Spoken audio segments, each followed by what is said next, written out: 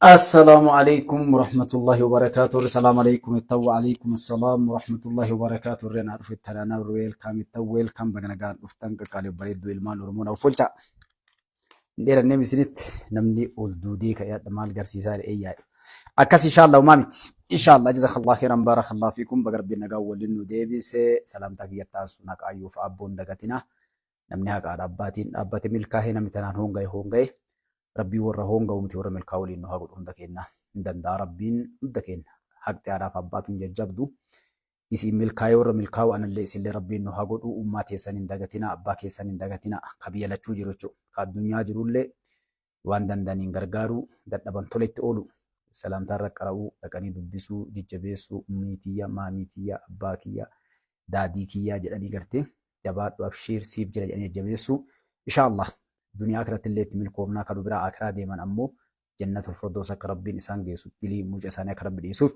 makfiraa isaanii kadhachuu isaanii sadaqachuu seenti takkallee haa ta'u darbadhu yeroo karaa gubbaan nama harka nama jala qabatu agarte harka waa buustu malee biran dabriin masgiida seenti yeroo baatu waa darbattu malee bahin seenti takkallee haa taatu balaa sirraa cuufti nabi rabbi alayhi salaatu wassalaam namni gartee sadaqaan balaa namarraa cuufti umrii namaatu dheerata inshaallah itti aansuun ummata Filisxeenii akkasuma addunyaa keessaru rakkataa akka rabbiin rakkoo baasu dhibaa akka rabbii hiikamsiisu dhibaa akka rabbi fayyisu du'aa hin dagatinaa isiniin jechaa gama sagantaa keenyaatis seenna mata dureen guyya guyyaadhaa ilmaan Oromoo adhas seenaa dalaganii jiran jettiin itti aansuudhaanii Jawaar Maammadii fi nama haarawa isinii qabadhee dhufeenadha.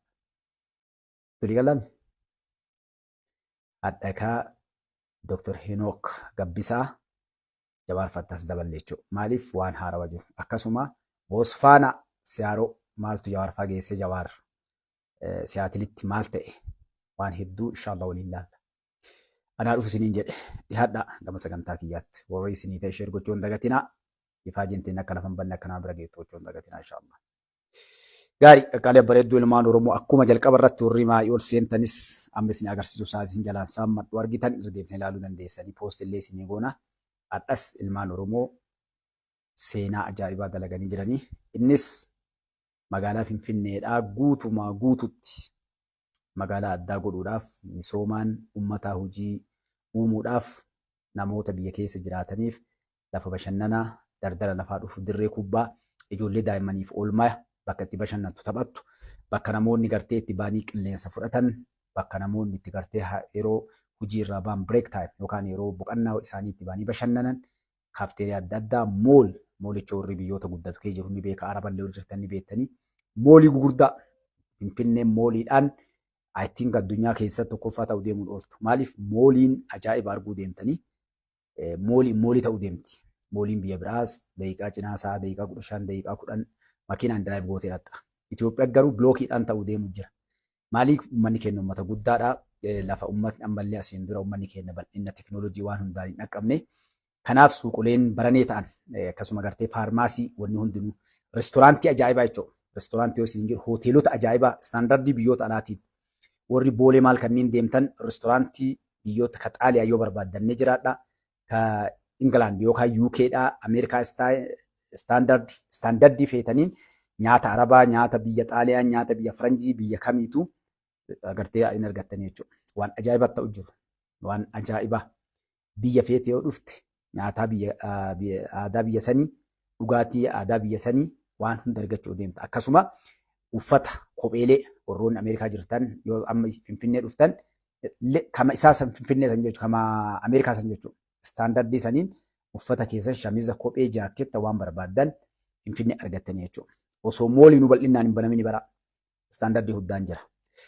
Kanaaf guyyaa hadhaatti 4 kiiloo warri beektan 4 kiiloo irraa ka'ee karaa roga hundatti karaan istaandardii isaa eeggatee fi qulqullumminaan dalagame akkasuma moolileen suppermaarkeetii jechuudha. Warri gartee gariin kasi beeytanii suuqiin xixiqqaan ka istaandardii ofii eeggatan akkasuma reestooraantiin bakki kubbaa itti taphatan ka duraan naannolee san keessatti akka lama jiran heddummeessuu akka 7 geessuudhaan oolmaa ijoolleedhaa lafa bashannanaa bakkoota gartee baasiin dhaabbatu tiraanspoorteeshin wanni hundinuu haala mijataa karaa babal'aa akka gaariitti 4 kiiloo irraa ka'ee karaa Shiroomeedaatiin Inxooxxootitti akkasuma karaa Piyaasaa karaa 4 kiiloo karaa laga harga buusu jechuudha. Roga hundatti karaan amma dura gabaabaa isin agarsiise kun dalagame jechuudha. Waan isin ajaa'ibu wadha yoo naannoo san dhaxxa warri magaalaa kana keessa jirtaniif hin jirrellee eessa dhufe jettan malee Itoophiyaadhaa Finfinneen jettan jechuudha. Nama kuma hagamtu miliyoona hin jedhu kuma dhibba hagamtu ji'a argate yoo jedhe tilmaamuu hin danda'an. Namoonni duraan bakkoonni gartee kosii walitti tuulanii namni shaayii buna qofaa fi shiroo fi dokkee maal kan itti dalagu namoonni achi jiran sun ka'anii suuqa istaandardii isaa eeggatee fi waan silaa isaanii haalli hundi mijjatu elektiriikni bishaan galee fi wanni hundinuu jechuudha. Mijjatee haala bareedaadhaan karaan bal'atee hannaaf wanni kun kan duraan achitti qashinni wal tuulamu sun kahuudhaan magaalaan samii gubbaa gabbuutee moo Finfinneen lafa kanarra akkana ijaaramte yoo jette namni hedduun biyya biraa fidanii nu garsiisaa jirtan jettan. Eenyullee abbaan fedhee yoo dhufe kun Itoophiyaa miti biyya biraa nu garsiisan manni akkana bareedu moo istaandardii kanaa moo suuqni akkanaa moo mooliin akkanaa moo faarmaasiin akkanaa moo reestooraantiin akkanaa moo hin jiru Itoophiyaa keessatti dalaguu dhiisii dalaguuf yaadamu jettanii jechuudha. Kanaaf warri gartee kaa biyya kana irratti olola oofan galgalaa ganama bannee qabaa gannu dhiisaa biyyi baddee namni hojii dhabee beela'ee warri jedhu kuni osoo fidanii naa tolte isin waliin qabee as fideeti kuni maali jettee gaafatta jechuudha. Isin galee kuni maaliidhaa jettee gaafatta. Deebii siin qaban. Eenyullee maaliif guddinni biyya tokkoo ka beekamuun istaandardii sadarkaa isiin jireenya isiitti geggeeffattu jechuudha. Amma namoonni gariin maal jedhan Finfinnee qofa akkas godheedhaan Jimma dhaqi Baalee dhaqi yoo xiqqaate hadha naannoon 100 yoo xiqqaate hin xiqqeessan naannoon 100 hadha Finfinnee fakkaata. Finfinnee qofa illee miti. Garuu yoo ati ilaalte illee addunyaa keessatti Ameerikaa yoo ati dhaqe Niiwuork Waashingtan diisiin isiidha jechuudha magaalaa guutuu caalu waan hundaanu. Bakki irraa kaatu ati sammuu kee irraa dura. Qaamni kan kee bakki irraa maayind. Bakka irraa bu'uurri yoonni takka ka'u jira. Guddinnis qaroomnis wanni hundinuu gadi oliin ka'u gubbaa irraa gakkaa'a. Dhawanni biyyattii kanaa Finfinneedha. Finfinneen waan hunda asirraa raabsiti. Wanna hundaa ajajni illee asirraa gaggennamaa gadi ol raawwatama. Bizinesni illee asii gadi faca'a malee gadi oliin dhufu. Wanna gadi ol dhufu jira. Garuu wanni guddaan walumaa galatti International Airport bakki addunyaa yoo dhufte buutu eessa Finfinneedha. Baankiin addunyaa walii hidhaa jiru jira Finfinnee keessa. Dippiloomaasiin jira Finfinnee keessa. Walumaa gala dhawaanni biyya takkaa akkuma biyya kamittuu jechuudha. Magaalaa guddittiidha jechuudha. Magaalaan guddittiin murteessituu biyyattiiti. Kanaaf Finfinnee jechuun hadha an akka jedhee isinii hin qabu. Namni gariin waan mootummaa kana deeggartuuf naan jechuun ni mala miti. Nama akkasii miti. Nama wanni bililicii wayiillee bareedatti fakkaattu miti. Biyya Ameerikaa fakkaattu keessaa dhufe. Teknooloojii yoo taate guddina biyyaa yoo taate isteeta Ameerikaa irra guddaa argee jira. Yoo hadha olitti deebisnee ilaalle dachiifsame yeroo ammaatti nama hin gariin nama Kijibee Mustafaan naan jechuun ni malta. Mee nama fedhe Ameerikaa irraa dhufe Finfinnee Ameerikaa caalaa bareeda jedhiin hadha. Abbaa fedhe. Fooqileen hadha dalagamu jiru. Mooliin hadha dalagamu jiru. Istaandardii wanni karaan hadha ittiin tolu jiru. Karaaleen hadha bar istaandardii biyyoonni Ameerikaan fa'aati lafoota magaalaa hedduu keessatti reefsa karaa saayikilaa eegalaa jiran. Baayik wayii jedhanii reef eegalanii galchuu jiran. Fakkeenyaaf Siyaatil magaalaan jiru keessatti isteeta guddaa gasga'u san keessatti dhiyoo kana eegalame jechuudha. Karaan warri jaamaan warri ija hin qabne jechuudha. Dhiifama jaabaa jechuudha. Kiyyaaf warri ija hin qabne irra deemu. Wincharii waan hundaan akkam Itoophiyaan dalage biyya xiqqaa qaba. Hin agarree biyya xiqqadhee fudha jechuudha. Karaan namni irra deemu bitaa mirga qaba. Karaa warra ijaaniin agarree adda qaba. Karaa winchar warra gartee qaamni isaa irra taadhaa irra deeman akkasumatti kan makiinaa istaandardii eeggatee ifaaleen karaa gubbaa yoo deemtu telefoonni kee yoo sirraa chaarjii dhumate waarles telefoona kee hirkeettee chaarjii gootu. Istaandardii wanni hundi ittiin dalagame bakkoota koornara hunda irratti karaa gubbaa deemtee yoo dadhabde titeettu. Reestooraantiin akkaataa namni itti ijaarame. Fooqileen hadha dalagamaa jiru bareedinni isaatii fi istaandardiin ittiin dalagamaa jiru.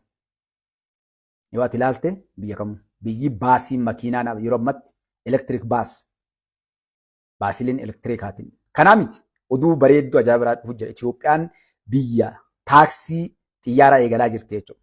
Inshaallaa yeroo gabaabduu keessatti. Taaksii xiyyaara xixiqqoo taaksii. Makiinaa xixiqqoo barartu jechuudha. Makiinaa xixiqqoo tana barartu. Yuunaat biliif hin amantanadha. Guyyaan isin amantanii fudhattan naa qabadhaa dhufu jira. Fagoo miti. poolisaan addunyaa keessatti addunyaa keessa jechuudha. Addunyaa keessaa biyyi poolisaa waallas ta'e warra teeknooloojiidhaan Itoophiyaan rakkoolee hanna kiriminaal dalagamu guutuu dhorkuudhaaf addunyaa biyya 4 qofti dursitu 5ffaan addunyaa keessaa Itoophiyaa ta'uuf jirti jechuudha. Yeroo gabaabduu keessatti isteeshinni bakka hunda dhaabbachuu deema.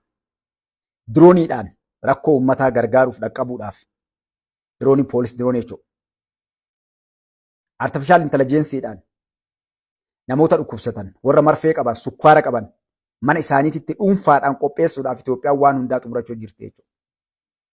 Mana hakimaa osoo hin dhandhe namni dhufee osoo si waraanne artifishaal intellijensiidhaan roobootiin gargaaramuudhaan rakkoolee ijoollee warra sammuun rakkoo qabu daa'imman naafa namni qabu namni marfee dhaabbataa qabu teeknooloojiidhaan biyya kamuu duratti Itoophiyaan eegaluudhaaf deemaa jirti jechuudha. You believe this one? Nam tokkoon amantan. Nam tokko isiniin fudhatamu wadha. Maaliif biyyi Itoophiyaa immoo agamitti waggaa 7 kana keessa muummichi ministeeraa kan dalagee immoo jechuun keessan ni mala jechuudha. Yes. Namni uf tuffatu akkuma warri hayyu jedhee deemu paartii siyaasaa deemu kanatti Oromoo tuffatanii uf tuffatu. Yes. Akkamitti kijiba namtichi kun naan jechuun ni malta. Namoonni ammoo why not? Maaliif hin goone nu? We can. Akka warri baane we can't warri jedhu hin dandeenye warri jedhu hin danda'u. We can hin dandeenye warri jedhu yes. Danda'amee jira. Danda'ame inumaa waan addunyaan dinqisiifattu gabba'u deemu jira. Inumaa muummichi ministeeraa gaafa gara aangoo osoo hin dhufin Itoophiyaan diijitaal taatee telefoonaan wal gabaachoo waan tiraansfer mallaqa walii dabarsa ergan kanneen baankiin akkaataa itti waan hidhatee kana dubbatanii turan. Hadha gaafa kun hojiitti hiikame namni kun dhugaan dandeettii qaba gaafa namoonni biyyoonni hedduu waan kana yaadeen jedhee namni dhaqaa hin jiru.